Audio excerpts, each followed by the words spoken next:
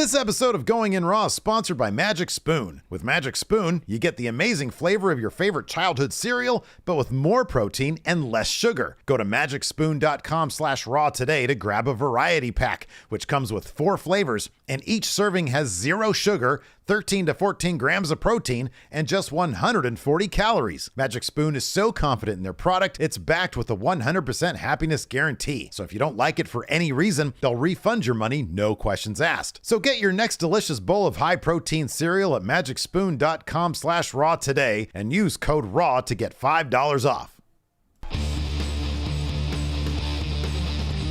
Hey, friendo, Steve here.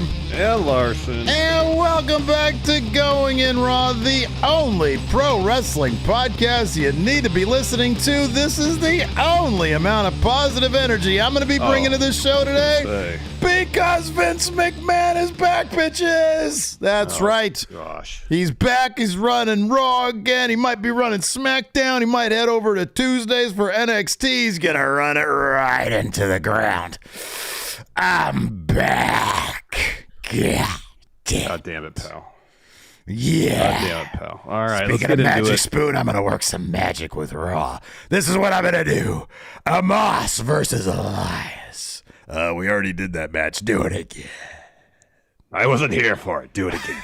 I wasn't here for it. Oh, my gosh. All right, let's get into it because there's a lot to get through here. Let's get right into it. So, following the announcement yesterday that WWE and Endeavor had agreed to a deal that would merge WWE and UFC into a new publicly traded company, Vince McMahon and Endeavor CEO Ari Emanuel were interviewed by CNBC's Scott Wapner.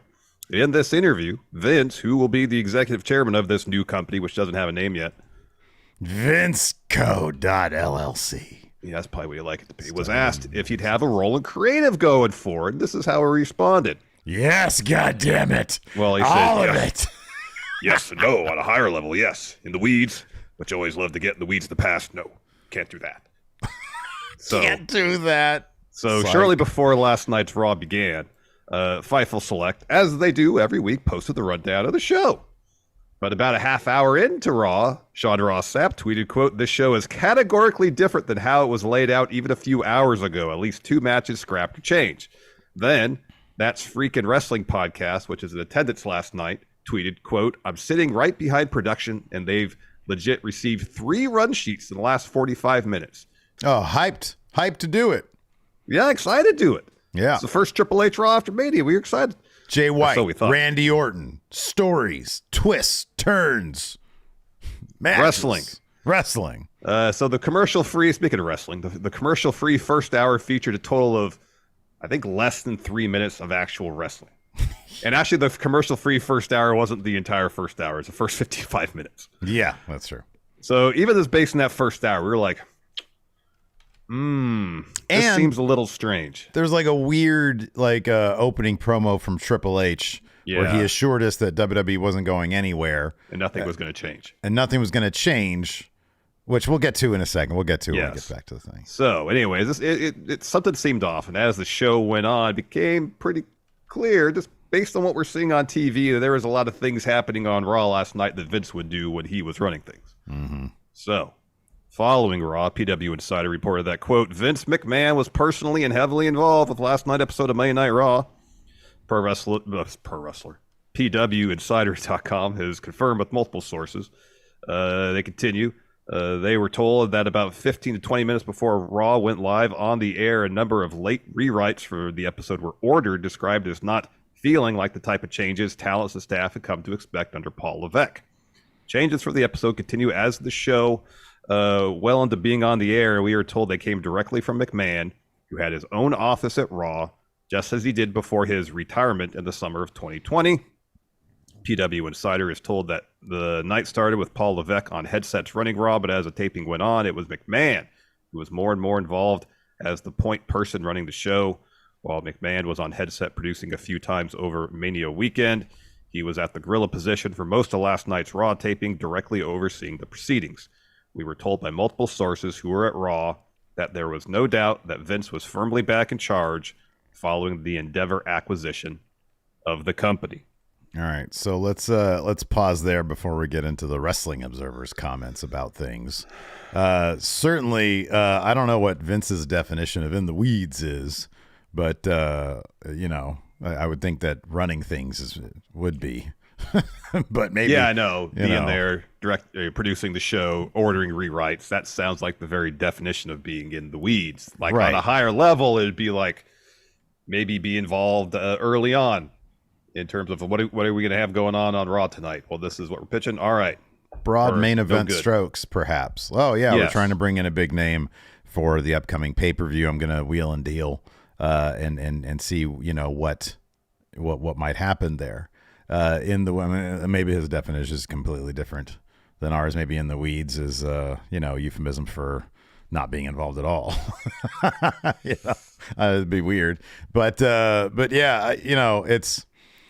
This is the thing, you and I were not sky is falling type guys, and we've heard all sorts of, since, when Vince came back and things like Brock versus Amos happened, we were saying, it wouldn't shock us if Vince was part of that, given that he's got a relationship with Brock Lesnar. Brock Lesnar generally is maybe presented with options, and Vince would have something to do with keeping him happy because Brock and Vince are close. Mm-hmm. But, and one of our main points was, well, he wasn't there on headsets running stuff. Like, it'd be kind of obvious if he was, because we'd get reports. Well, guess what?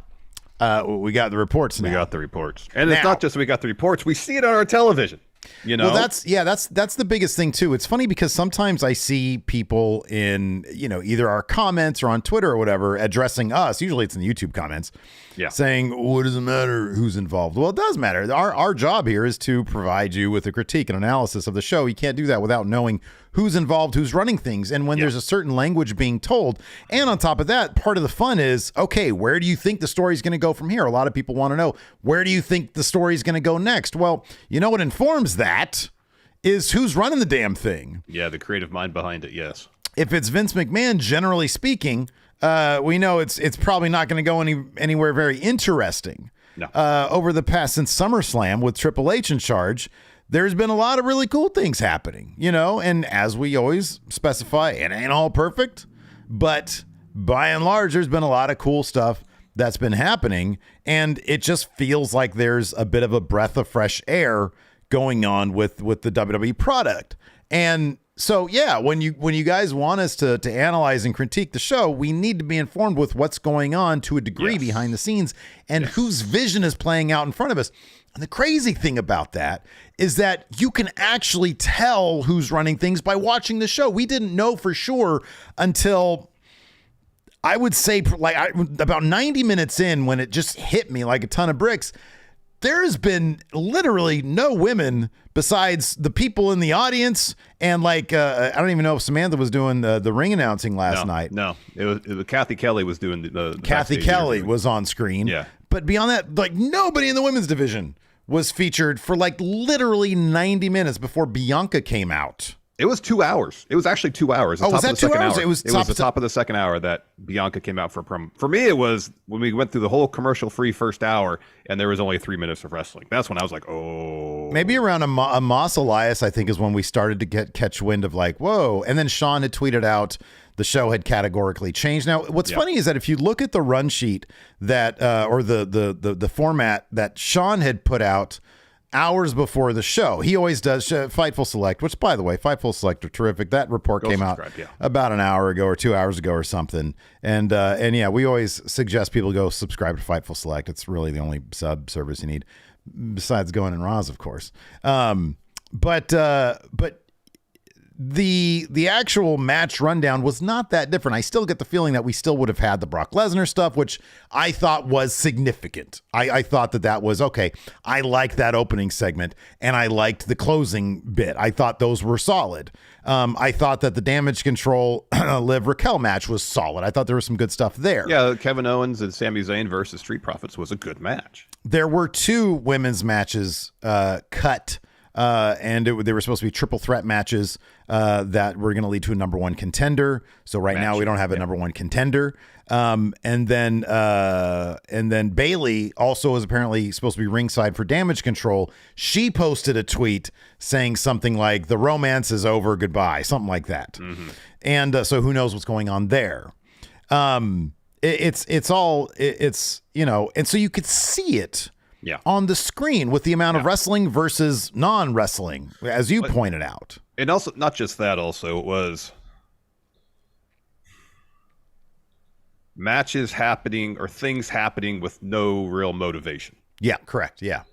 For example, I understand Street Profits won the showcase match at WrestleMania. They come out and say, we want a tag title opportunity.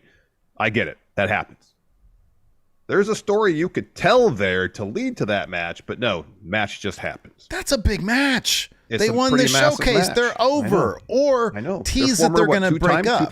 Three-time champions? Right, yeah. That's a big-time match. Like the Street Profits, they got a big pop when they won at WrestleMania. People love to see them. Yes. They are very over.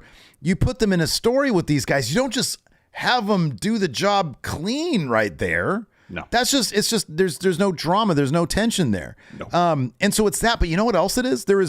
Somebody had pointed out on Twitter during a backstage bit. It was either an interview or just a shot of somebody walking.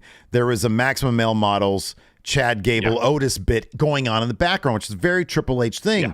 I guarantee you that was filmed ahead of time, and they ran that without maybe even Vince realizing that was a thing. But that is a Triple H hallmark that I saw nowhere else. Yeah. Triple H was good at giving us what felt like an open world. It felt like it was all part of one universe where things would crisscross.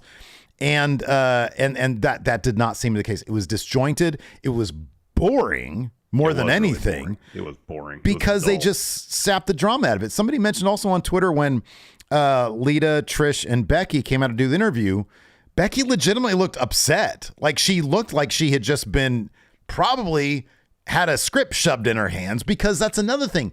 The Bronson Reed's little bit with Bobby Lashley was like embarrassingly scripted. It was like, what? Why is this guy acting weird talking about students and pupils and stuff? Yeah, no. It was weird. The entire the Seth Rollins thing. Yeah, where he's in the ring. So, yeah, he does an interview with Kathy Kelly backstage. He says, I'm going to go where the real party's at. That's out in the ring. So he goes and the music plays and the crowd sings. And we come back from commercial. He's just in the ring for, 30 seconds, maybe a minute. Yeah. And then leaves. Yeah. And I'm like, what the hell is this? He just came out to hear the crowd sing a song. Where's the advancement of anything? And then there was some fan video that showed up on social media today that there's, during the commercial break, there's looks like producers or part of the production crew there telling him something. Mm-hmm. And the way, his body language and motions he's making with his hand, he's like, what the heck is going on? Yeah, right. Yeah. Yeah. And he's given a mic, but then when they come back from commercial, he's got no mic in his hand. Mm-hmm. Yeah. Yeah. So Guardian Ape here on our YouTube chat says the whole romancing with Bailey is something she's been doing for weeks now, talking about her wrestling history and romance with it. All right. That could very well be. Okay. Because from what I understand, she was pulled minutes before, and I think that tweet predated that a little bit. But, so coincidence perhaps. Yeah, I think the Bailey tweet was from Monday morning. It was from Monday morning. Okay. Yeah. So, yeah, absolutely bizarre. So let's dive into the Wrestling Observer himself, Dave Meltzer. He said this during last night's Wrestling Observer Radio. Dave Meltzer said he was running TV tonight, talking about Vince. He's back. It's what it was. It will be what it was before. And if people think that was bad, it will be bad. And that's just the way it is. Levesque will be head of creative and will be doing the busy work and all that stuff. Vince is going to have the final say in everything. So we can pause there for a second. We're about to talk about the backstage and morale, which not surprisingly was pretty bad. Yeah. So what Dave is saying there, I think is probably just a common sense read on the situation, as opposed to he knows, he's been told this is going to happen. The big tell will be, of course, whether or not Vince actually travels, because he was in LA for the weekend. Yeah. If he's in Portland for SmackDown on Friday, then yes. Then we know he wants to be there in the weeds doing all this stuff. And what this meant, I have no idea. It's one of several things. It's an ego thing. It's a I'm not going anywhere thing. So you guys in the company better get used to it thing, which it probably is the most likely scenario. Whether or not that means he's going to be running things every single week, I don't know. And we're going to talk about the ramifications of the backlash that's going on right now in a moment here. Let's talk about morale. Backstage morale took a serious hit. According to PW Insider, said this: among some talents we spoke with, there was a huge negative shift in morale as they realized that things were going to go back to exactly where they were before Paul Levesque was placed in control as chief content officer. One source said the place felt nuked, but others didn't go that far. The feeling was that going forward, the likelihood was that McMahon would be overseeing everything again, leaving the creative once again to his whims and sensibilities, although whether that actually plays out remains to be seen, which again is an important caveat there. Yeah. We just don't know if this is going to be a thing again, or if it's just him going back to what he was doing before. Yeah, if it's a situation where we start hearing starting Friday with SmackDown that he's traveling and is backstage at every show, then yes, obviously he's taking control yet again. If this is a thing where, well, I'm in LA for the weekend, I might as well pop in on Raw and then just suddenly starts running the whole show. Mm-hmm. And then we don't hear about, maybe, if it's a situation where, well, if he's there, he'll do it, but if not, he won't. Yeah. I don't know. It remains to be seen. Friday is going to be a huge tell. I think Friday's going to be a huge tell, but also, man, like you can't, this can't be a situation where, or maybe it can, and they'll just figure it out, where Vince will show up, run things 1 week, be gone for 3 weeks, because it's a serialized thing. It's a serialized show. Things happen that affect the next week and the next week and the next week, as we know from the Kevin Nash whiteboard. So like, I don't know how that's going to work. I'll be honest with you. After that Triple H speech at the beginning, I was half expecting to wake up today and with news that he had left, that maybe he, if he goes to Ari Emanuel, the head guy at Endeavor, and says, hey, look, you know where I am if you want, when this falls through. Because that's another thing to keep in mind is I understand that Endeavor is the place that kept Dana White after he was seen on video slapping his wife, attacking his wife, right? They kept him around. Yeah, and Dana White's only punishment was people know that he did it. According to Dana White himself, I have to live with being this guy. Well, that doesn't sound that bad.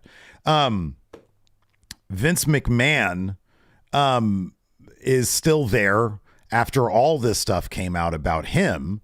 They kept him around. The caveat is there are still things out there that we know have not been released publicly yet because of the shareholders' letter to Vince McMahon telling him to leave us alone from a couple months ago. And it's one thing where it's somebody who isn't going to press charges like Dana White's wife, and that's terrible to understand that. But if somebody is going to bring a legal issue to Vince McMahon over additional stuff, that might force the hand of Endeavor. I'm not optimistic that it would, and honestly, it shouldn't get to that. What do you think is more likely to get out of this situation? A public backlash and a tanking of the ratings in advance of TV talks? Yeah. Or something more along like the scandal stuff that forced him out in the first place? Or does any of that stuff matter and we just got to deal with it while we deal with it? I mean, the way he addressed in that CNBC interview, his legacy, I think the question was framed like, how do you view your legacy given what's happened the last year? And the way he brushed it off. He did. Yeah, totally. He tried to say that, I've made mistakes and I've I can't remember the exact term he used, but he's like, and I've confronted them and I've moved on. No, he hasn't. There's been no consequences for anything he's done. Mm-hmm. He essentially took like an 8-month vacation and forced his way back in. Mm-hmm. Yeah. He had to repay $17 million for the company. Mm-hmm. For a billionaire, that's pennies. He has faced absolutely zero consequences for anything he has done. Right. Period. Yeah. And I would be hard pressed to believe that if there is more allegations that he will be forced to accept or face the consequences of those either. I would like to be wrong on that. Yeah. I would really like to be wrong on that. It pisses me off when I see people, rich people, escape consequences for their actions. And to see it happen on a regular basis, it's upsetting. And to see Vince get away with stuff, it's upsetting. Yeah. And until I see him actually face some consequences for the stuff he's done, I don't believe it's going to happen. I just don't. Yeah. Because the evidence suggests it's not. Yeah. And not just in his case. Yeah. No, this happens a lot. Yeah. Yeah. It's rich white guys. They get rich white guys. Yes, they're able to do whatever they want, man. Basically. Yeah. And as far as the ratings, wouldn't be surprised. They're like, all right, we need to get to sign this new contract signed now. Mm-hmm. Yeah. ASAP. Yeah. Sooner the better. Because then once they're locked into that, 4 or 5 year deal, doesn't matter. Mm-hmm. They got guaranteed revenue streams coming in. Vince could do it. Probably thinks, I can do what the hell I want. Yeah. Doesn't matter. Blank check. Yep. I mean, that's already his attitude. I can do what the hell I want. Yeah. And face zero repercussions from whatever he chooses to do. And until that changes, I'm hard pressed to believe that any consequences will come his way. Yeah. Yeah. Yep. So the creative of the WWE is entirely at his whims. It's what he wants to do, and we're stuck with it. And if he allows Triple H to continue the run he had, which doesn't seem likely at this point, he'll do so, and nothing will change that. It'll be interesting to keep tabs on if any of that stuff will matter. I mean, we've heard reports from either Meltzer or Sean Ross Sapp, speaking to people that are higher up, that claim they keep an eye on that kind of stuff. That claim, hey, we like WWE where it's headed, under Triple H. Yeah. But will that matter? As long as the perception is that Vince is synonymous with WWE, and without Vince, WWE is going to just completely tank. Mm-hmm. And we've literally seen 8 months of that not being the case. But yet I think so many people have that perception. Vince is one and the same with WWE. You take Vince out, you got nothing. The higher ups with, or the relationships with, again, the rich, old white executives at Fox, at USA, trump everything. I think those matter more than anything else. And I don't think if the ratings dip, if they slip, I don't think it's going to matter. But now if Raw starts getting like Dynamite numbers, then you'd have television executives maybe upset if they're doling out $1 billion deals for Raw and SmackDown, and they're not getting anywhere. I mean, like I think Brandon Thurston said, as of right now, like SmackDown is losing money because they're not making up what they're paying for it in ad revenue. Mm-hmm. Now, if that situation is multiplied several times over, that could cause an issue. Mm-hmm, yeah. But I don't think even that would be enough to force Vince out. They would go to him and be like, hey, you got to do something. Yeah. And he'd like he'd just start throwing, all right, Stone Cold, come on, get on TV. Yeah. Legends Night. It's going to be that again. Throwback Raw. Yeah. You get the pop in numbers and then just settle into the same mediocre or to crap creative. Mm-hmm. Yeah. We've seen the pattern happen. And until that pattern breaks, I'm hard pressed to believe that the pattern won't continue. You know what's interesting? Before we got to pay some bills here in a second, it is kind of interesting that on the bright side, we've seen that WWE can be good. Yeah. We had that for 8 months. We had that. And so I don't know if he trips and falls downstairs or something, maybe we'll get that again. I don't know. Hopefully he'll be around a lot of stairs, dude. But I don't know. I'm not optimistic that things are going to change, but hopefully it seemed like the end of the world when they're about to sell to the Saudis. It seems like the end of the world now. And so hopefully the sky won't actually fall, but it looks like it might. Anyway. Yeah, it's easy to feel pretty pessimistic about things right now. But yeah, we're going to talk about the dumpster fire that was Monday Night Raw. But first, Larson, let's go ahead and pay some bills. Let's do it. Let's take a break here to get a word from our sponsor, Magic Spoon. Steve. Ever since I was a kid, wee Larson, I have absolutely loved cereal. And honestly, I still eat a lot of it today. But as I've gotten older, I've realized that I got to watch out for all that sugar and all those empty carbs. I can't handle that stuff like I used to when I was younger. Nah, man, I hear you. But I got to tell you this, man. Magic Spoon has all the flavor of your childhood favorites, but with less sugar and more protein.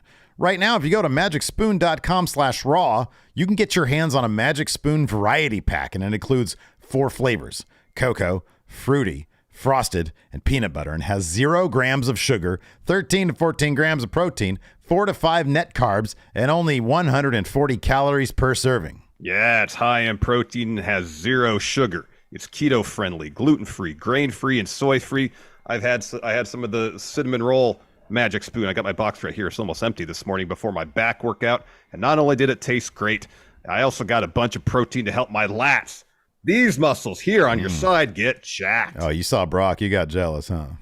Yeah, I did. I got to be honest. So go to magicspoon.com/raw to grab a variety pack and try it today. Be sure to use our promo code RAW at checkout to save $5 off your order. And Magic Spoon is so confident in their product, it's backed with a 100% happiness guarantee. So if you don't like it for some weird reason, they'll refund your money, no questions asked. Remember, get your next delicious bowl of high-protein cereal at magicspoon.com/raw and use the code RAW, save $5 off. And thanks to Magic Spoon, thank you, Magic Spoon, for sponsoring this episode of Going In Raw. And this episode of Going In Raw is sponsored by BetterHelp. You know, Steve, Yeah. we all grow and change as we go through life. Getting to know yourself can be a lifelong process. You know, I thought I had a pretty good idea of who Larson was until I hit my mid-20s, and it was around that time that I was feeling really overwhelmed by life and started dealing with severe anxiety. Got to the point where mid-20s Larson made the realization that he had to go to therapy. And while it took me a few tries to find someone I felt comfortable talking to, once I did, I learned positive coping skills so I could better manage my anxiety, help me hopefully become a better version of me. Absolutely, man. Therapy is a way to deepen your understanding and self-awareness. And if you're thinking about starting therapy, give BetterHelp a try. BetterHelp connects you with a licensed therapist who can help you on that journey of self-discovery from wherever you are. BetterHelp is completely online, is designed to be suited to your schedule, and you can switch therapists at any time for no additional charge. All you got to do to get started is fill out a brief questionnaire to get matched with a licensed therapist. So discover your potential with BetterHelp. Visit betterhelp.com/raw today and get 10% off your first month. That's BetterHelp, HELP.com/raw. Before we dive into the Raw After Mania, I want to point out a couple things. First up, we got a super chat from Logan Sampson. Says, Vince McMahon wins again. We also got a new channel member, DJE. Thank you very much, DJE. Broke Dude with Super Chat says, does this have anything to do with Bray's absence? From what Sean Ross Sapp said on Twitter, Bray is ill somehow, some way. I don't know the specifics of that. Yeah. DJE also gifted a channel membership to the community. Thank you very much. Caleb with a Super Chat says, I think I'm going to take a break from wrestling for now. I'll just listen to your podcast if I'm interested, or till I'm interested. Well, we'll be here recapping every miserable minute. Yes. J Mart, Joshua Martinez Super Chat says, should I not go to SmackDown in Portland Friday? Man, listen, J Mart, we need boots on the ground. We need people there telling us. You got to keep an eye on production, see if they get those run sheets, multiple run sheets per show. Yeah. No, man, we need you there. SmackDown's a lot more palatable live than Raw. It's shorter for one thing. Because it's shorter. Mostly because an hour shorter, yes. Guardian Ape with a Super Chat says, Vince's mustache looks like when a 16-year-old first grows facial hair and it looks really bad, but they want to show then grow hair and keep it. Yeah, man. He looks like he looks like a character from a movie from the 1930s is what he looks like. Yeah, right. Yeah. He looks like an evil prosecutor from 1933. Yes. And he's gonna file some charges against some orphans. That's what he looks like. He looks like he's a Perry Mason nemesis. Yeah, exactly. SJU with Super Chat says, can you imagine how much goodwill WWE would have if Cody won and Raw had delivered? Instead, we're back and the Vince hellscape and everyone is miserable. He looks like a guy who's funding Indiana Jones's nemesis. Oof.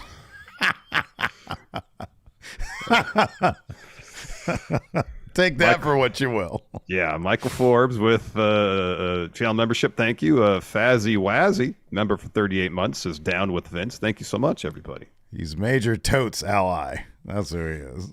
Colonel Tote, It's Major Tote, right? Major, yes, Major. Yeah. He's like, what happened to Major Tote? He melted, sir. God damn it.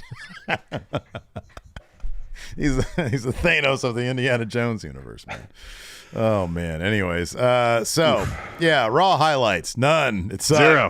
Well, yeah, the opening segment. I mean, like he had the weird Triple H promo that was kind of like, "Hey, don't worry," but also goodbye. And then you had the bit between Roman and Cody with Brock coming out, and that was solid stuff. Mm-hmm. Yeah, it was. It set up something, something unexpected. Roman was great throughout. He was. That was solid stuff. The ending segment where Brock turns on Cody. I've been saying for weeks Cody needs adversity. Not only lose at WrestleMania, now he's got to beat Brock. That's some pretty steep adversity. It's just one of those turns that came from completely out of nowhere. Yeah. There's a situation where, because the stipulation that Heyman laid down to Cody, because Cody's like, I want Roman tonight. Roman says, not going to happen. And so Cody says, well, tag match then. Mm-hmm. Roman is solo against me and a partner. Mm-hmm. And then Heyman tells Cody, we agree with 2 conditions. 1, your partner had to have wrestled at WrestleMania. 2, whoever agrees to be your partner can never challenge Roman for his titles. Mm-hmm. Well, Brock already can't challenge Roman for his titles. That was a stipulation at SummerSlam. So Brock comes to the ring. And he's like, I'll be your partner, Cody. Mm-hmm. And the question is, what's Brock's motivation? Obviously, if he saw Cody as someone in the way of him getting back to Roman, that would make sense. Mm-hmm. Can't challenge Roman. Mm-hmm. Mm-hmm. So, while I appreciate they're throwing adversity Cody's way and it's a good feud for him, it's like, what if that's his motivation? I don't know why. You've had it too easy around here. You need adversity before you win the title. And that's me. I need adversity before I can understand. Is that what it is? Yeah. Man, yeah, I don't know. I was hoping. So I don't think he said anything of note necessarily.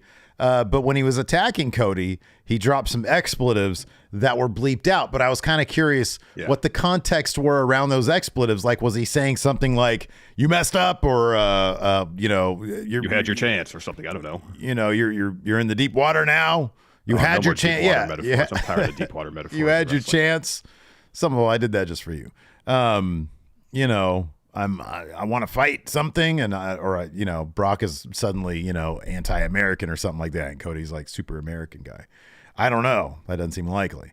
I don't know what the motivation is going to be. I don't know if he's going to talk like Cowboy Brock talked, but heel Brock didn't really talk that much. He just said things like, "Hey, Grandpa," and "I don't give a shit about your kids." Yeah, he didn't talk. Heyman talked, but even that was like, he's the best, and nobody can beat the Beast. Yeah, no, this isn't a prediction. This is a spoiler, so on and so forth. Right. Yeah. Yeah. I mean, if it's a situation where we were seeing little hints of Brock turning heel or something, he just seemed like he was having so much fun being Cowboy Brock. He did. Yeah. And he was fun to watch because it was a completely different side of Brock that we hadn't seen before. Mm-hmm. Yeah. And now apparently that's gone. It's going to be same old Brock. Yeah, no more Cowboy Brock, bad guy Brock, but it is steep odds for Cody. And look, dude, maybe we'll find out next week, if there is actual motivation there, or if it's going to be more like a 2017 Braun Strowman where he just seems like he wants to wreck things.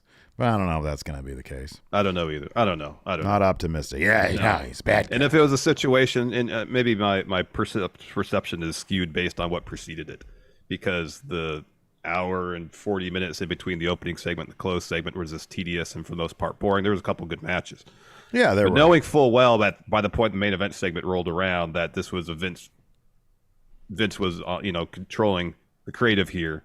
I was like, even that to a degree, I was like, all right, I give up. So, dude, it also speaks to what we talked about earlier in the show. By the way, we got 1,400 people watching live on YouTube and 312 over here on the Twitch. Thanks, What's everybody. up, everybody? Already over 200 likes. Blasted past the 200 likes. So we got Triple H on the call today, dude. He's calling in. Ooh, he's gonna be pretty dejected. It's not gonna be good. Here's a spoiler. It's not gonna be good. Okay, so prepare yourself for that. I feel like be gentle with the guy. Yeah. Anyway, but yeah, no, I don't. I forgot. Benefit of the doubt. If this Raw after Mania felt more like a Triple H affair, right? It felt like a show, even if it was a sort of a celebratory. Because let's be honest, and I know they've been Vince run deals, but like Raws after Mania are kind of overhyped and overblown. Anyways, I thought that maybe with Triple H we would get back to it and maybe get some surprises. It seems that according to multiple reports, Jay White isn't going to be part of WWE. He was not talked about. And is back in control. Good move from Jay White. And if he's smart, he doesn't want any piece of that. Because I swear, like there was a backstage, but I think it was Byron. He was about to introduce Lita and Becky and Trish, and I was like, oh man, are they going to debut Jay White in a backstage interview? That would be typical. But if I knew that this was a Triple H show, we could be free to give them the benefit of the doubt. We'd actually be kind of intrigued. What's Brock's motivation?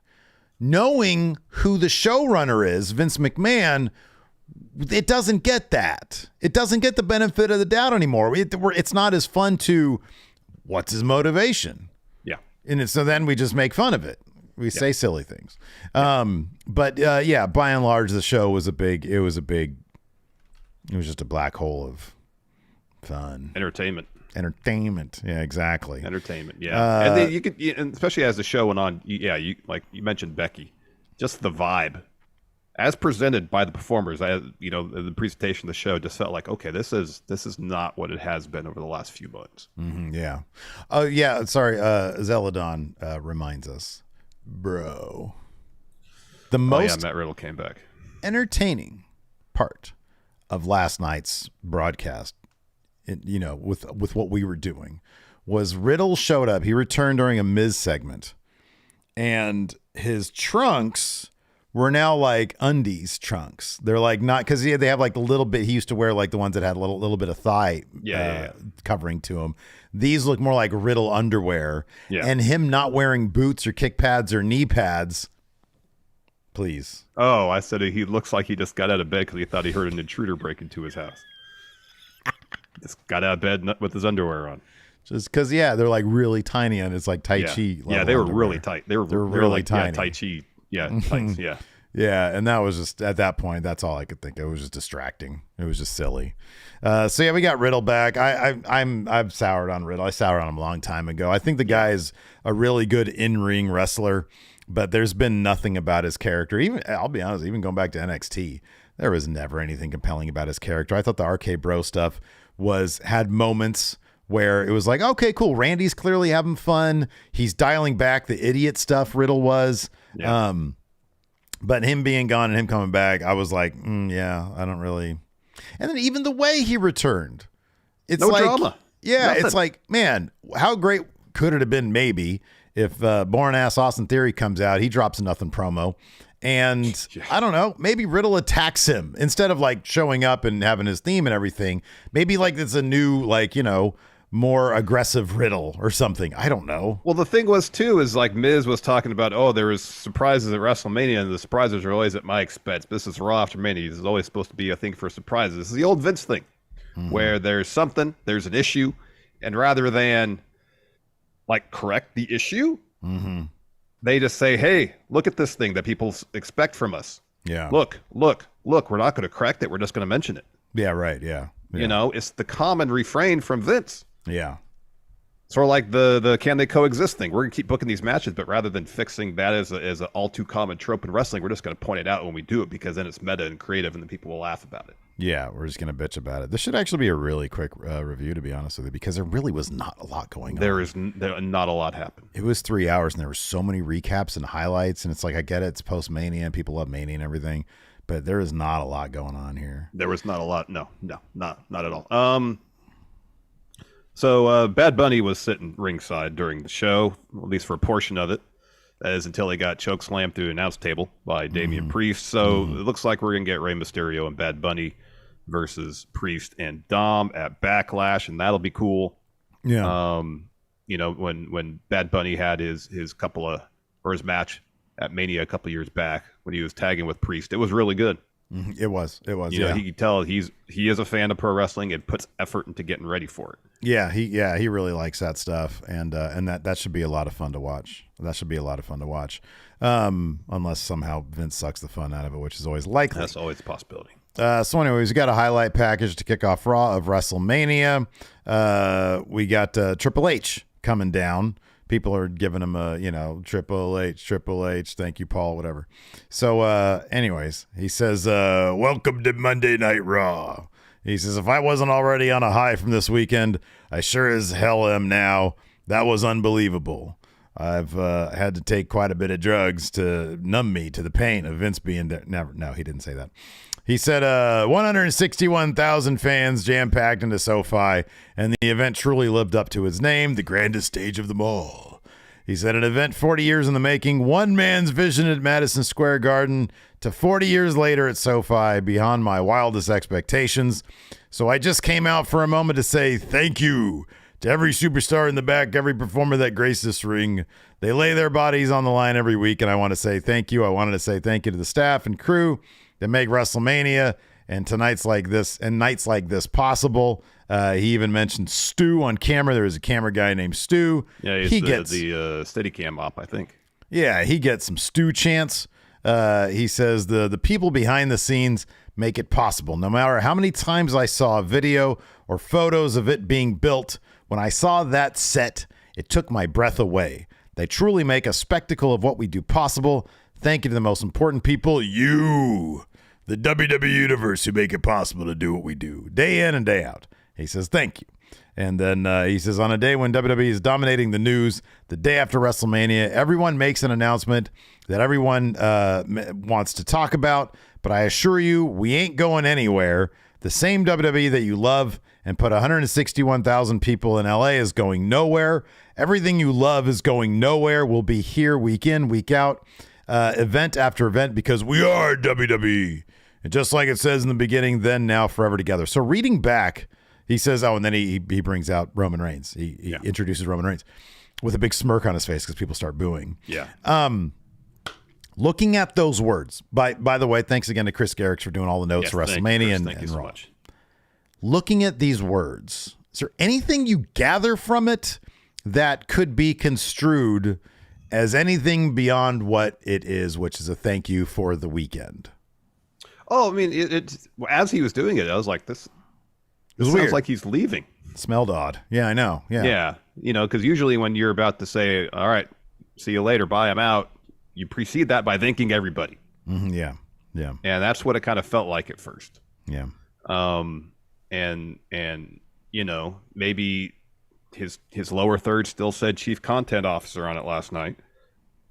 I don't know what the dynamics is going to be going forward. On the days Vince is there, if he's there every show, what the push and pull is going to be like. If Triple H is literally going to have his creative staff and be like, all right, this is what we want to do this week. All right, hand it to Vince, and he's like, I can't do anything after that, which takes an incredible amount of patience on Triple H's part to have himself and his creative team do a week's worth of work, only for it to see tore up potentially every Monday and Friday. Well, that's a really good point, because we're talking about a person who seemingly took this job under the assumption that the Vince days were over, which include an unhealthy work ethic. Yes. And when I say an unhealthy work ethic, there's having a work ethic, but there's also an unhealthy, I'll put it this way, an unhealthy work to life ratio, right? Like creative meetings at 2:00 in the morning. Yes. Being available whenever Vince, who seemingly sleeps 6 hours a night or 4 hours a night. 3 to 4, I would think. Whenever Vince wants you, you need to be there. Otherwise, you're less of a human being, right? And so Triple H has openly talked about, my ticker was almost on the verge of kaput, right? Of going out. He almost died because of his heart issue. Yeah. And he has stressed the importance of sleep, the importance of a healthy work-life balance. Vince is that's a foreign concept to Vince McMahon. We know that. For Vince, work is life.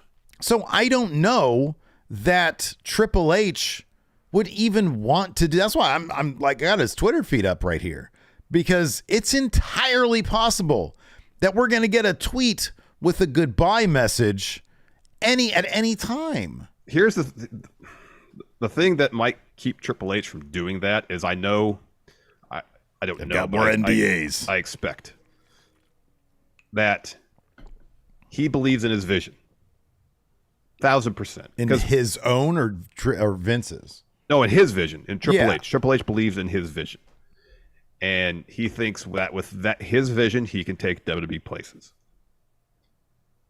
I would imagine that is the one thing keeping him around. It's like, I could try to, while Vince is here, I could try to get through as much as I can. And then for whatever reason, if Vince isn't here, what we saw in that 8 months was just a mere glimpse of what he may think is possible in terms of taking WWE places that it hasn't been before. He's talking about years ago as a global localization. He had this grand plan of NXTs across the globe that would serve as the feeder system up to the main roster. Never has yet to come to fruition. Who knows if it ever will? But it's clear that Triple H has a vision for what he thinks WWE can and should be, and he seems very passionate about it. Mm-hmm. Yeah, he does. Absolutely. And he's got a passion for the wrestling business. And I feel like if he's going to work anywhere in the wrestling business, it's only going to be in WWE. If he can't work there, he might not work anywhere. I agree with that, which I think it might be entirely likely. But do you think that that he would jeopardize his own? Because I just don't know if his philosophy on life is compatible. Here's the thing. I don't think, because I wonder what's going to happen now is, as we saw in Raw, where Triple H, he and his creative team will do things as they do. They'll hand the script to Vince, and then Vince is going to do what he wants with it. And maybe in the sense where Vince says, well, I'm not going to be the weeds anymore. That means I'm not going to be up 2, 3, 4 in the morning having creative meetings, overseeing the creative process from the very beginning to the very end. It's a process where, like, yeah, Paul, go do your thing, and then Monday I'll rip it all apart and craft it in my vision. That could be. That could very well be. It's possible.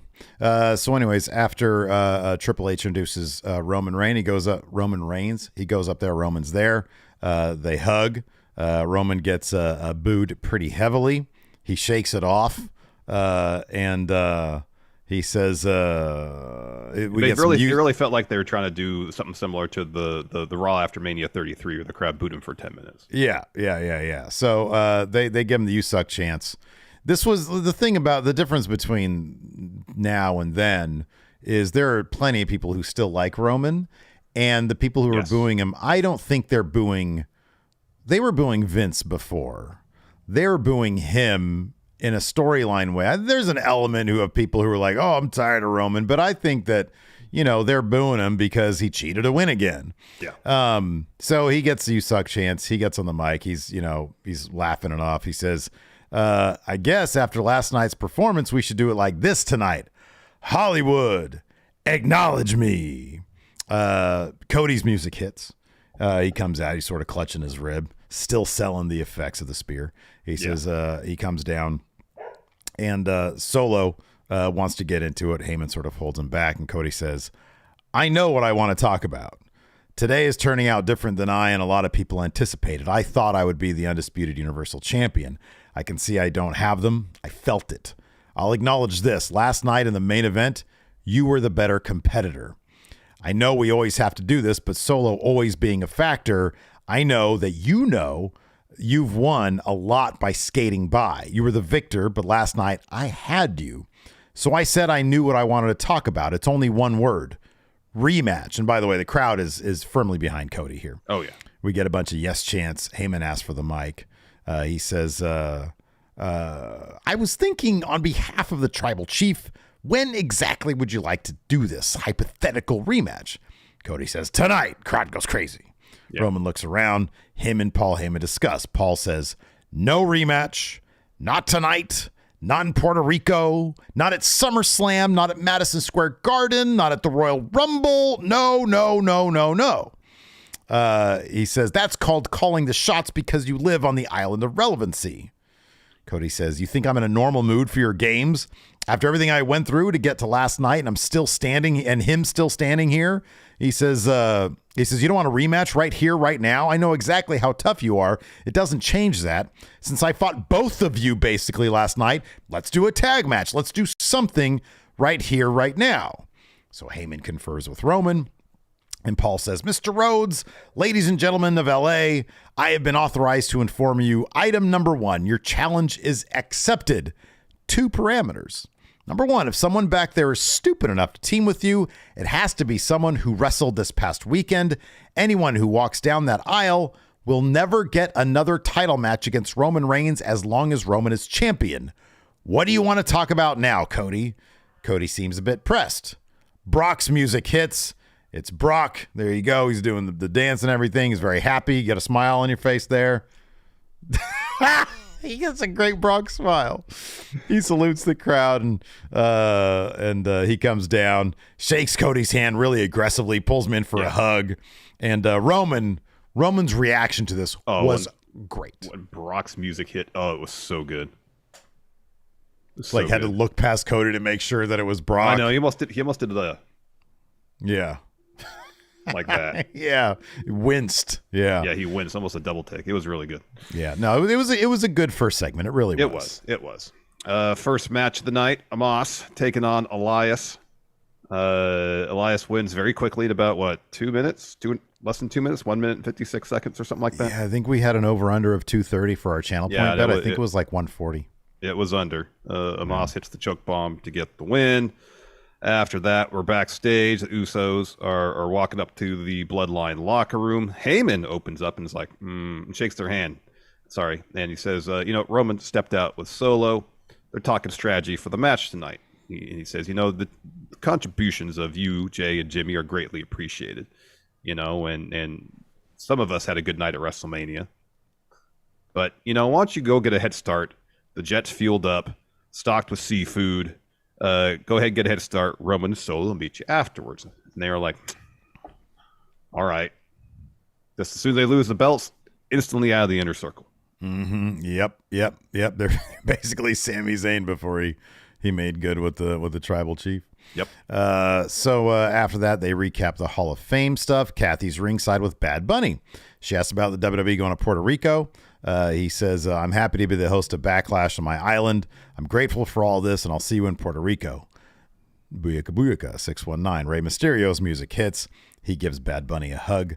And then he says, he gets a mic. He says, what an emotional week. I just got inducted into the Hall of Fame. He gets a bunch of "you deserve it" chants. He says, if it wasn't for y'all, I wouldn't be here. Thank you. I want to thank you guys because you welcomed me with open arms. And then he thanks Bad Bunny directly before Austin Theory makes his way down. A-Town down.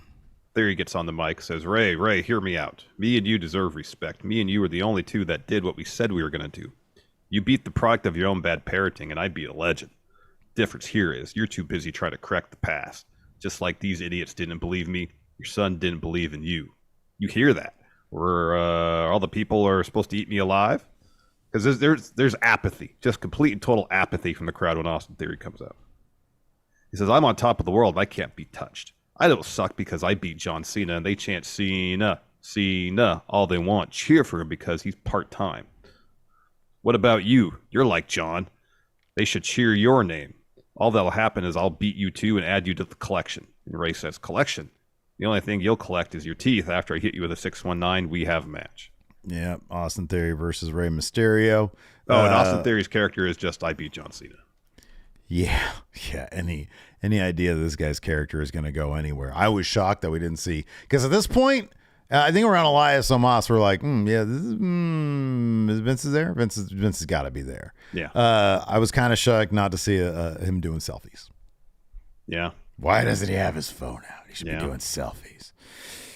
So anyways, this match happens.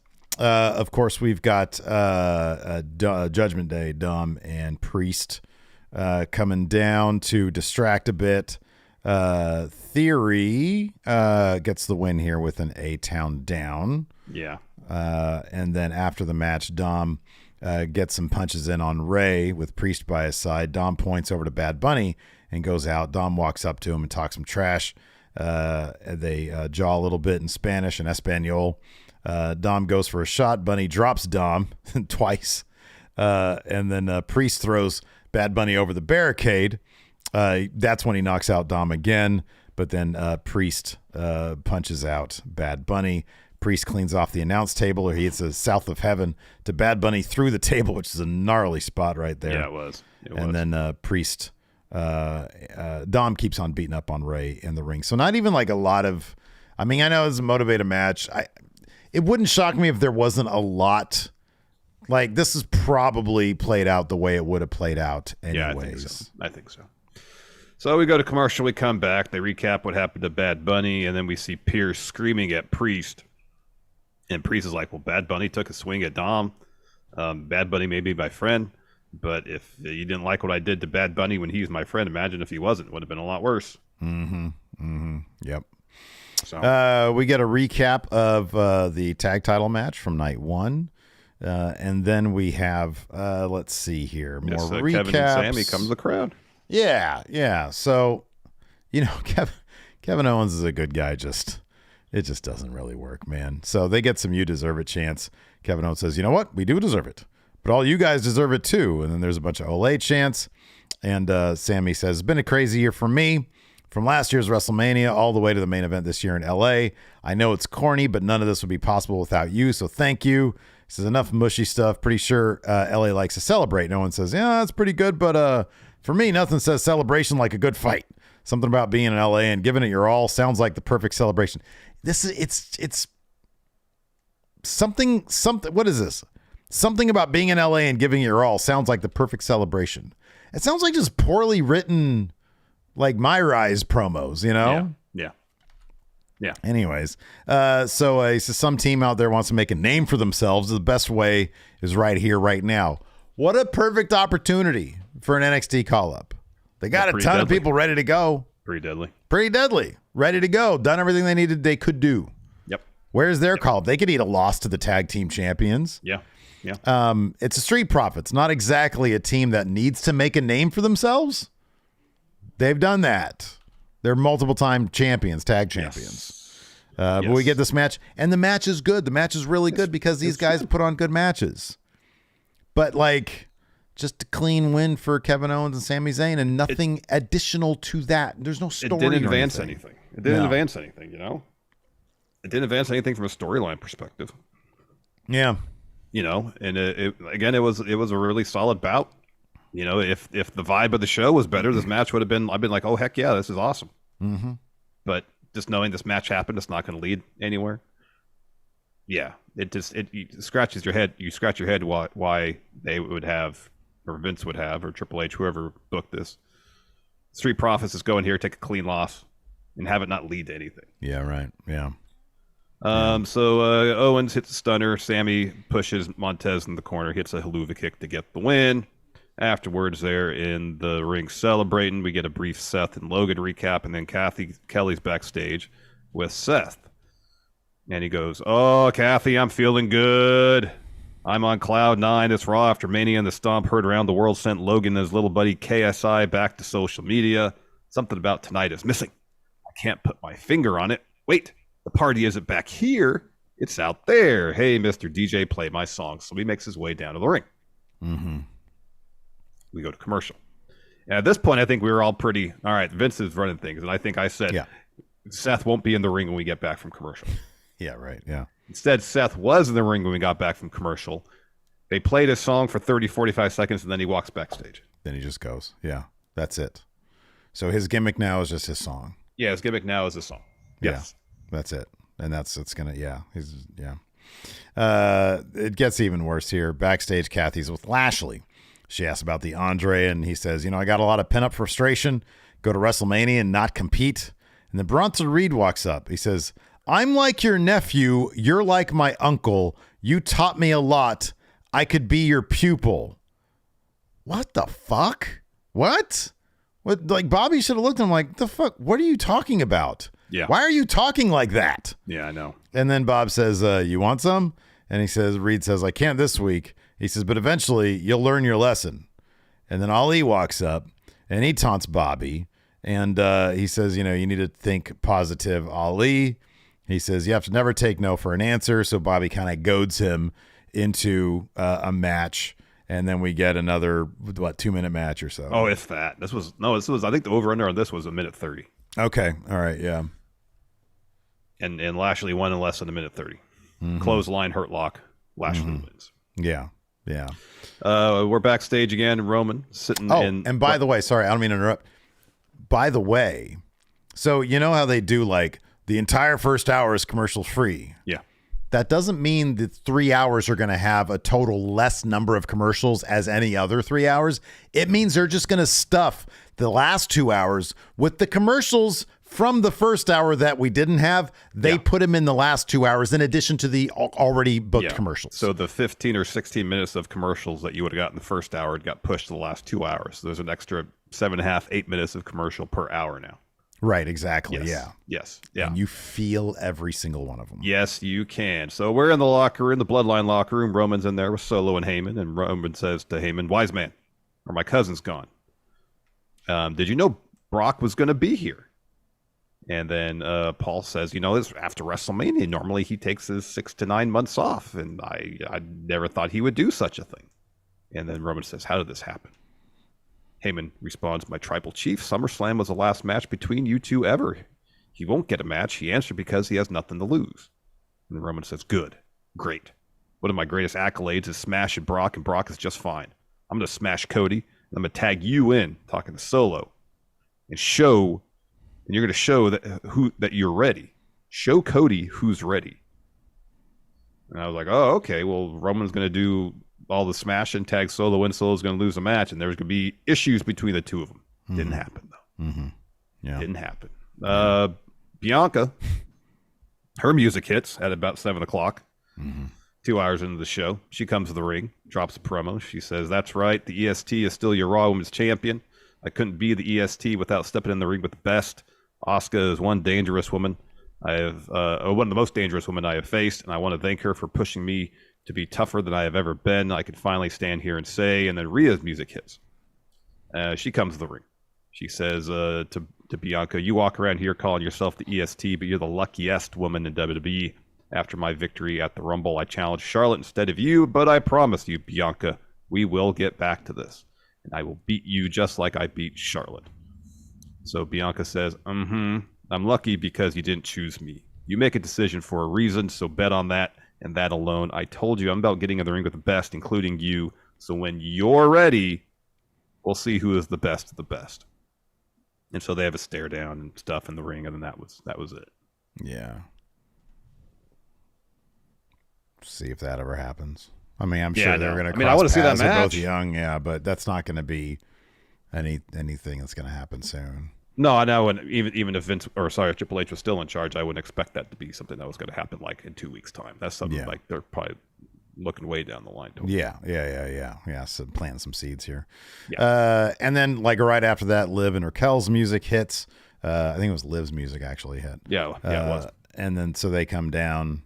I like this. They had a Raquel stare down Rhea a little bit because they got some history in NXT, so at least they were allowed to. Triple H pulled Raquel aside. "Hey, listen, the old man doesn't know about this, but I want you to stare at Rhea because the people actually pay attention. You guys had a killer last woman standing match in NXT, yeah." She's like, "I'm not going to get fired. I'm like, hopefully for you, maybe, yeah." Oh man. Anyways, so backstage we see Cody in his awesome Homelander gear, and then we have that tag match: Liv Morgan and Raquel Rodriguez versus Damage Control. So it's a tag match with the winner getting a tag title shot. So we have Io, we have Dakota, no Bailey ringside. Oh, so here we go. So according to our Higgy in our Twitch chat, Raw pulled in 2.2 million.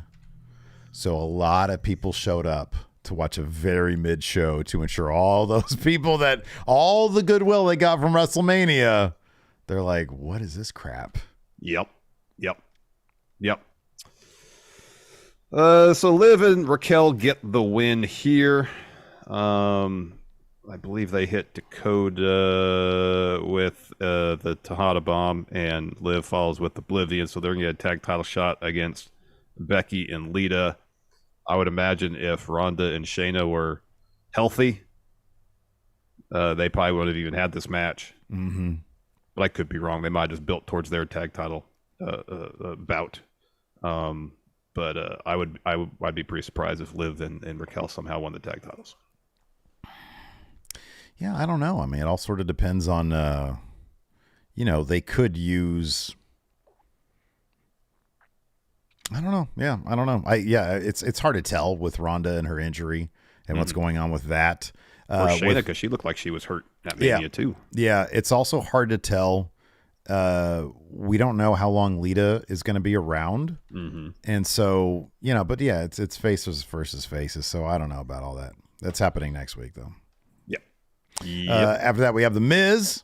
And that's what it was. Backstage, Miz was walking, and Otis was getting like a crazy hairdo in the background. From because Gable was there, and then Maxine Dupree was there too. Yeah. So after that, we had the Miz. He says, "You guys enjoy WrestleMania? I bet you did. It was full of surprises, and they were for me, but they were for me. I had 3 matches. I had to fight 4 people because the Dogfather of WrestleMania made me fight Pat McAfee, George Kittle, Shane McMahon, and surprise, Snoop Dogg punches me, then does the worst people's elbow ever. But that's over. Tonight's a new season. There will be no more surprises." And then Matt Riddle shows up in his little undies, in his me undies. Yeah. So he gets in the ring, and he hits Miz with the combo, ripcord knee, bro Derek, and then he poses, and they make that match for next week. Yeah. Then we're backstage. Byron is interviewing Trish, Lita, and Becky. And so Trish says, being involved in this multi-generation shakeup has been amazing. Lita says she's still riding high from the experience. And Becky says, now damage control chapter has ended. We can raise the prestige of these titles and start by beating Liv and Raquel next week on Raw. And even that dialogue felt so scripted. It felt like overly scripted, and Becky seemed like she was saying it through like gritted teeth, I know. Like, while we're back to this shit again. So, man, I don't know, dude. And then we had what was going to be the main event. We had a lot of entrances. We had Cody's long entrance, Roman's and Solo's, and then Brock's entrance. And then while they're doing the ring announcements, right when they're about to ring the bell, they did not ring the bell, but right when they're about to, Brock picks up Cody, F5s him. I loved Roman's reaction because he's like, what the hell is happening right now? And he tells Solo, he's like, come on, let's go. Get out of here. Go. Let's get out. Yeah. They're keeping an eye on what's going on, but then they leave.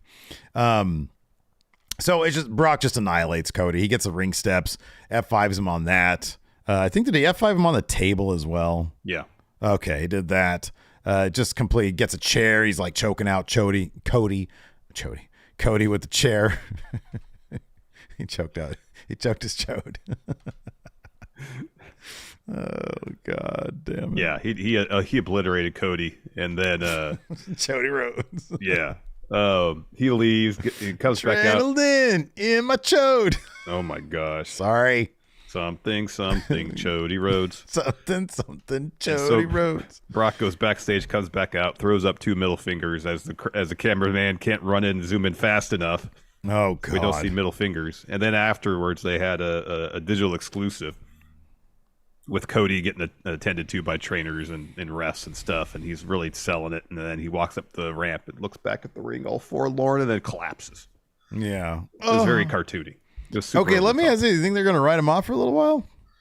No, they better not.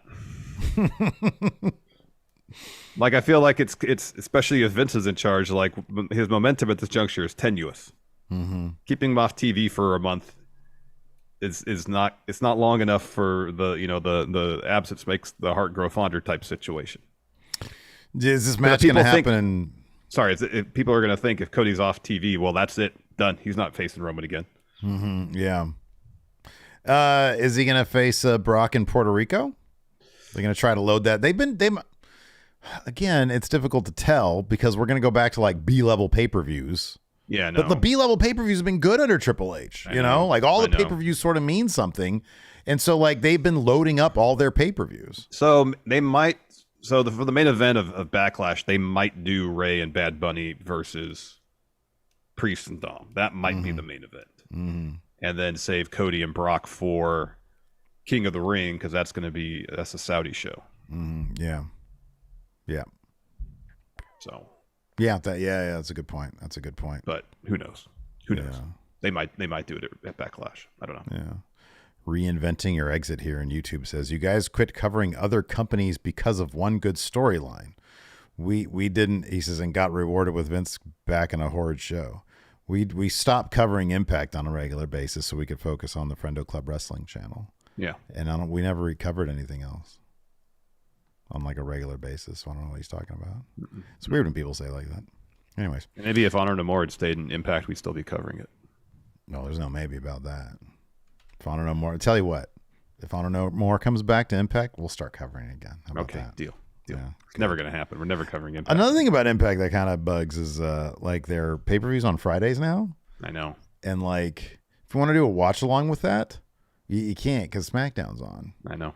So it's like people are just going to be watching SmackDown, and then you're just, okay, well, this is a SmackDown watch along now. I know. Yeah. And then you feel all, like kind of obligated. Well, let's just do the recap, get it out of the way, and then. Kind of bummed we're missing the Macklin era, though. Yeah. Well, I might check in every now and again. Yeah, right. Who knows? Oh, answer a couple questions here.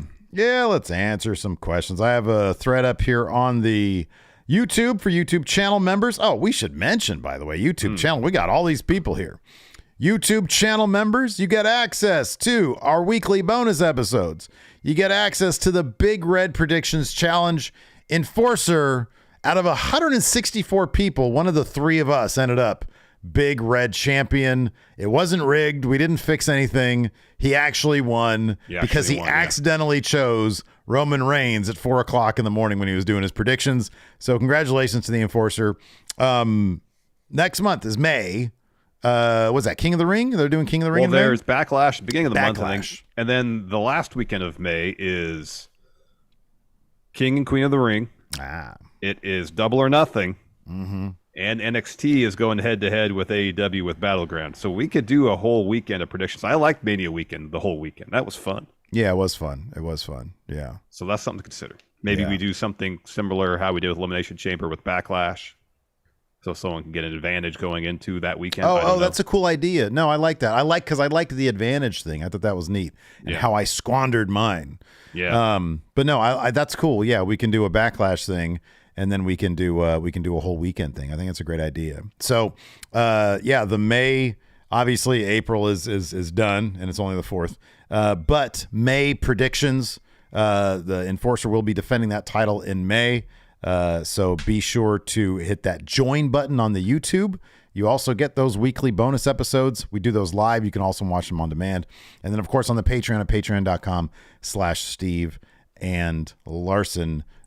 So, yeah, that's good stuff. You also get your name down here, like new channel members and patrons, in the scroll right down here. So you can see your name. And then when we shout them out, we'll shout them out tomorrow. Today was I was doing too many things today. So got a question here from Elvin. Elvin has got himself in quite a predicament here. So he said, Elvin says, Steve and Larson, I need your help. Okay. I was so sure Cody was going over, I kind of made a dumb promise to my wife that I was going to stop watching WWE if Roman won. Yeah, okay. I need your help to explain this to my wife. This is a once-in-a-generation storyline, and we should see it to the end. Thank you in advance. Right. No, you just made a bad decision. You made a promise to your wife. You're done. Now's not a terrible time to get out of watching WWE. Yeah, that's what I was going to say. Here's a way of looking at it that's a positive. Yeah. It looks like WWE program is could potentially be hot garbage. Yeah, right. For who knows how long. Don't rope me up into your personal affairs. So there's a lot of other wrestling out there to watch. Yeah. And there's other stories maybe you can get as engrossed in as you did this one. By the way, if you're in the Northern California area, this Saturday we've got Action Coast Wrestling. It's the wrestling promotion that me and Larson own. This Saturday, ACW No Excuses. Mm-hmm. It's going to be a really exciting show. And Vince McMahon's not running that one. Nope. And me and Larson are going to be there. So if you want to say hi to the Friendos, you want to say hi to Steve and Larson, we're going to be there. We'll take some pictures with you. You know, you're going to see some cool moves in the ring. Yeah. See some cool moves in the ring. Let's see here. Blub here says, is there a hard line between effective long-term storytelling and an angle getting long in the tooth? He says, what you say is the best example is happening in the past.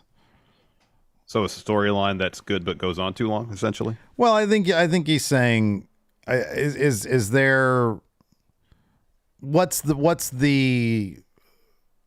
line between this has gone on too long and this is perfect for long-term example of a story that went on too long, a recent example is JAS versus Blackpool Combat Club. Oh, okay, there you go. Yeah. That went on way too long. If it feels like it's spinning its wheels and if it's not giving you twists and turns, then it's time to, it's too long. Yeah. It's too long. You got to know when to blow that shit off. Yes. Mondo here asked, now that we know Roman is still champion, who do you think would be the most intriguing men's Money in the Bank winner this year? Mondo suggests Jey Uso. While still a member of the Bloodline, can provide some really good storyline developments. Have Cody win it, call a shot at WrestleMania. That's cool. I love the idea of Jay. I think that'd be awesome. Yeah, I think that'd be great too.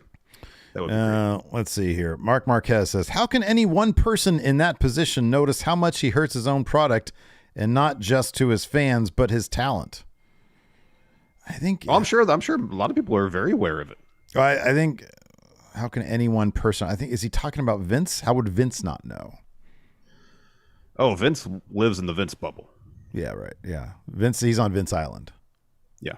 Yeah. And Vince's attitude that is if he's willing to do it, then anybody else should be willing to do it. And that's why he demands people work obscene hours. Yeah, right. Yeah. Because like I'm the boss and I only sleep 4 hours. Yeah. You should only sleep 4 hours too. That's his attitude. Yeah. Yeah, damn it. But he's in his mind, he's willing to do anything other than walk away, evidently, for his business. Yeah. And he probably thinks everybody else should be willing to do whatever is necessary for his business. Because he made wrestling in his mind. Yeah. He made it. So he knows what's best. And everybody else is a big dumb. Let's see here. Odd Breakfast. Do you think Cody was buried after the last 2 nights? Buried? No. It's adversity. He's got to overcome it. I agree. Adam Bull says, if Vince isn't at SmackDown this Friday, what do you think that will mean in terms of his overall involvement with creative? I think what you said is probably solid. You can still communicate via fax or email or whatever. Yeah. Google Docs. They'll probably Triple H and his team will come up with some stuff, and then Vince will he'll get it on the fax machine, and then he'll fax a bunch of changes back. Yeah. The big red markers, but they'll just show up in sort of a grayish tone because fax is only it's not you can't fax in color. No. Is that true? They never updated fax machines to be Maybe in they color? have some high tech fax machines. I've never seen one I've never seen one either. Isn't that weird? I know, it's strange. It's crazy they had faxes as far back as they did. I know. 70s. Yeah. Telefax. Vallejo doesn't have telefax. What's the next question? I'm out of them on YouTube. Frozen Tape here says, with morale being low now that Vince is back, who do y'all think is most likely to drop a pipe bomb in WWE programming? Also, thank y'all for making such great content over the years. I don't think I would be as invested in wrestling if it wasn't for y'all. Who's going to go off script? Oh man. God, wouldn't it be great if it was like Becky Lynch? Wouldn't it be great if she went off script? Because she has the stroke to do it. Oh yeah. She goes out there. She's like, yeah, this old man. Actually, it'd be shockingly amazing is if Rhonda did it. Because she went off on social media about these out of touch octogenarians. Yeah. Who do you think she's talking about? About Vince, yeah. She's talking about Vince. Yeah, man. If she goes off, that'd be hilarious. That would be something else. Anansi here in Twitch chat says they can confirm they do have color fax machines, but they're usually part of all-in-one devices. Because it's integrated into the color printer. Yes. Yeah. The standalone fax machines. I wonder if there's any that actually fax. Yeah. I don't know. Anything other than grayscale. There probably wasn't a market for it. I mean, usually it's just documents and they're right. You don't need color for that. No. Yeah. Be silly. No. So apparently it's a waste of technology to even think about employing. Of course. Telefaxes that could fax in color. All right. We need more questions. Oh, sorry. You don't want to talk about fax machines more? No, not really. All right. Fine. Fair enough. Let's see here. Trying to find stuff we haven't necessarily covered yet. Yeah, sure. Oh my God, we got 30 of these over here. Yeah, no. Kyle asks, how concerned do you think fans should be about Vince not seeing the value of guys who have been built up during the Triple H regime? Last night was a huge bummer, but I'm holding out hope for a good SmackDown. I would think if you're one of the people that got brought back by Triple H, if it seems pretty sure that Vince is back, I would be pretty concerned. I wonder, I remember there was the report out there that he had paid the Good Brothers a lot of money as a make good because they had gotten let go.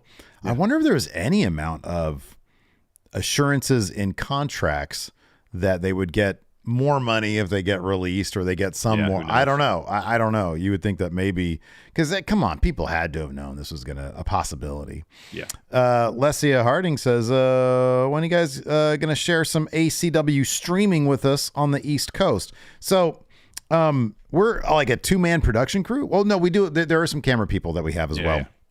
But like we don't have the resources right now to put into like a streaming thing. I know that's like the rage and everything, but we do have a YouTube channel. It's called Action Coast Wrestling. You just search it on YouTube.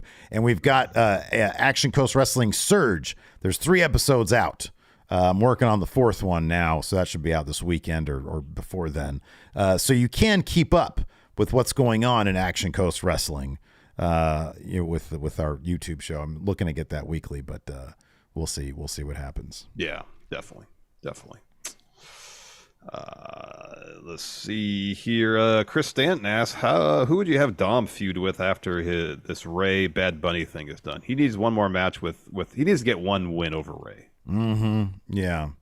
What would be what's a good post Ray feud for him though?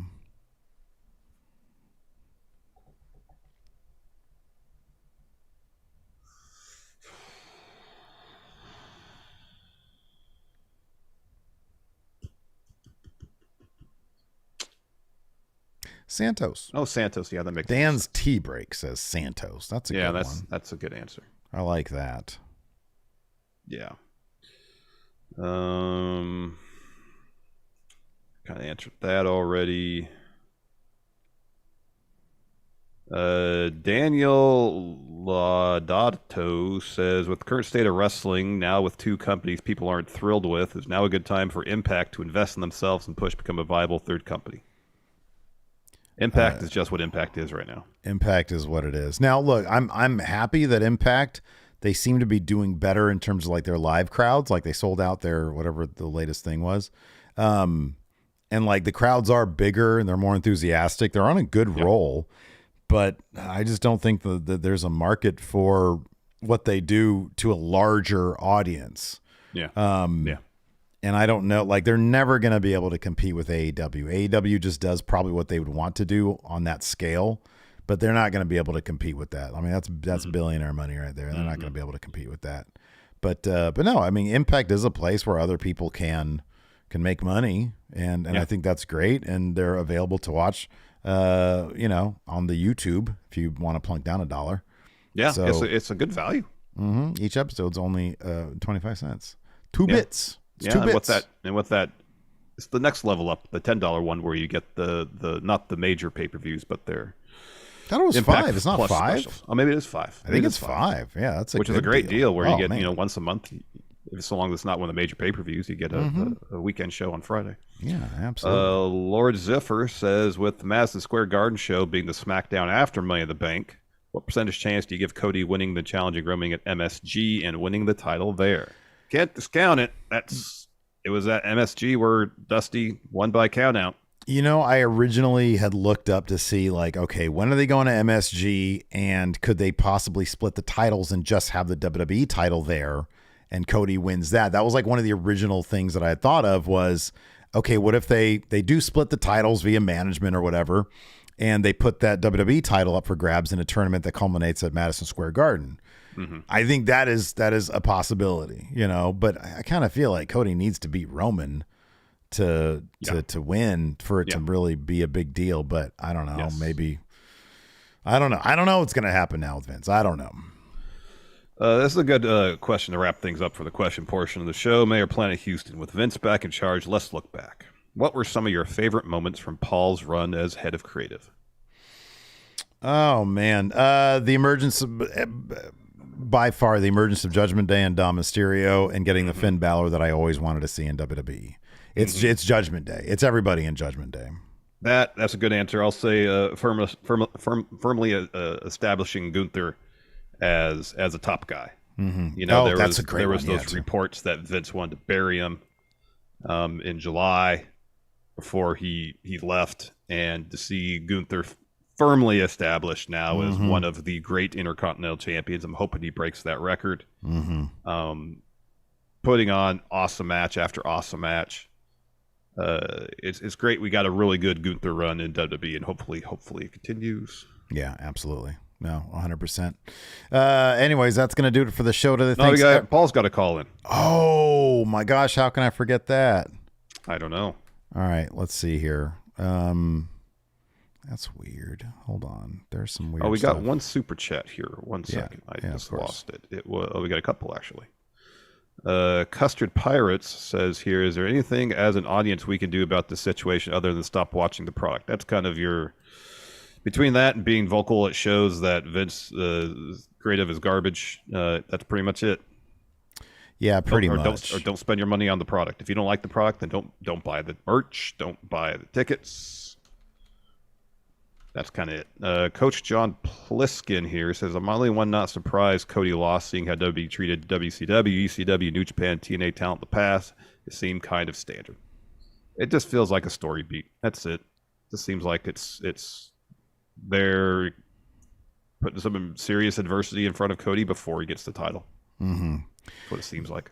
Yeah, no, I agree with that. I'm sort of curious, like, where that will go down. What will they do after that? I mean, I'm really curious about man, it just, the whole idea of there's been such a public backlash on social media with, the results of last night's Raw, with like how it all came out. And you have to wonder how that's going to affect everything. Sorry, yeah. I'm having like issues with the Zoom stuff here. Hold on a second. Sorry. Oh, could we not get my darndest Triple H on the line? Man, I don't know. Like there's like another. Hold on. This is weird. Like this is usually where he's like here and everything, but he's not. All right, hold on. Well, I'm gonna put this call through here. Hold on. Okay. All right. Hold on. God damn it. That's right. It's me. It's VKM. That's right. It's me now. Bet you thought you were going to get Paul, did you? You're not going to get Paul. You're not going to get Paul. I'm sorry. I think you have the wrong number. It's me. Do you have questions for me? Look at my mustache. It's so weird. That's right. Who wants to take a question? Who's got a question for me? I'm Mr. Endeavor. I am everything. That's right. I'm the executive chairman. I made some mistakes in my personal life. But come on. Who's got a question for me? You got a question for me? This is usually where Triple H is, but I'm here, damn it. This is a big scoop. I don't even know where to start. Vince. Come on, God damn it. Yeah. Why? Oh, because I am wrestling. No, because not. I am. I'm the end-all, be-all. I created the professional sport of wrestling. The hell you are. Right. The hell I am. I like your moxie. Why is my mustache so weird? It is weird. It's really creepy, isn't it? I'm doing it to weird you out. Mission accomplished. I did it just to weird you out. All right, go away, Vince. This conversation's over. I want to go away. I'm the end-all, be-all. You are not the alpha and omega. No, you are not. Look into my little eyes. I'm not going to look. No, don't cut. Don't. Look at my. Oh, no. I feel like I've been blotted out of existence by Vince McMahon. Damn it, He's gone. I'm sorry about that. I didn't know. I should not accept these calls from weird numbers. Why would you do that? Dude, I just expected Triple H. But you have his. Why would you call from a different number? Nobody else knows this number. Nobody else knows this number. All right, I feel like we need to end these phone calls. That's what I feel like right now, because that was horrible. That was like being face to face with calls. That was like being face to face with the devil himself. All right. Listen, I'm sorry. I didn't look. I should have done my due diligences. But look, man, I'll make sure next time. It's Triple H or GTFO. I need the ability to disconnect the call if I need to. All right, that's what I need. Didn't you just do that? No, I don't have that thing. You bring the calls up on the stream. I don't do that. Yeah, that's a good point. As soon as you saw Vince was on there, you should have. I was trying to do that. No lies. I'll be honest with you. Vince is kind of a big deal. You know, like you could have got some good answers in there or good questions. I don't want to talk to him. You don't want to talk to him? No. Who would you less want to talk to, him or JR? Vince. Oh, wow. You'd rather talk to JR? Yeah. Okay. All right. Good to know. That's not to say I want to talk to JR. Okay, that's good to know. That's not to say I want to talk to JR. I do not want to talk to JR. All right. All right. Anyways, he does have, did he mention, by the way, I didn't even listen. I was doing paperwork. Did he listen? I mean, did he talk about his weird mustache? Yeah. And why he did that? He was flaunting the weird mustache. Wow. Did he talk, why did he do it? Why did he do what? Get the weird mustache. Was it to weird us all out? Probably. He's like, not only am I going to come back, I'm going to look like a supervillain when I come back. Probably. Oh, wow. Yeah. Yeah. Dope says, can a Moss call in? No, not unless you want us to get us canceled. No, no, sorry, not going to do that. Anyways, that's going to do it for the show. Thanks everybody for tuning in. Appreciate it. Apologize for that, Vince interruption, the Vince interruption there. Until next time, we'll talk to you later. Ooh, oh boy. Goodbye. Oh boy.